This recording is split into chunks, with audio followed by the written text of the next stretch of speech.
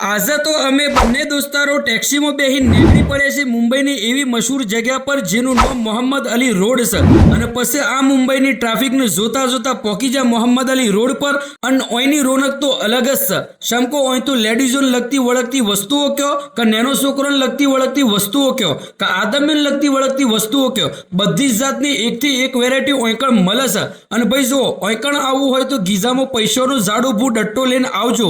શમકો અહીં તો નવી નવી વસ્તુઓ જોઈને પોણી પઠેમ પૈસા પતી છે. પછી અમારા થોડું મોબાઈલનું કોમ હતું એટલે અમે પહેરી જાય મોબાઈલના માર્કેટમાં, પણ અમારું તો કોમ ના થયું. પણ શિયો માટે ઘડિયાળો લઈ લીધી અને પછી એથી અમે આયા બારણે અને લઈ લીધો શિયો માટે રમકડો.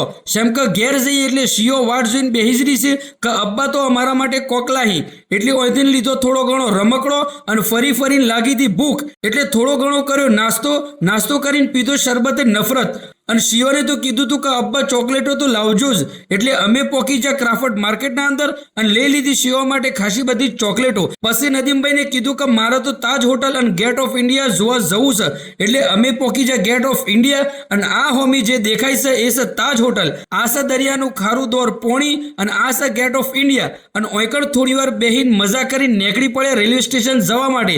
અને આ છે ચર્ચ ગેટનું લોકલ રેલવે સ્ટેશન. જોકણથી લોકલ ટ્રેનો જવે છે અને આઈને ઓયકડ રોકાવે છે. અને પછી અમે બે ટ્રેનમાં અને નીકળી પડ્યા રૂમ પર જવા માટે. પણ તમે શું પડ્યા પહેલા વિડીયોનો ઠોકો લાઈક કરો, શેર અને સબસ્ક્રાઇબ તો કરજો જ.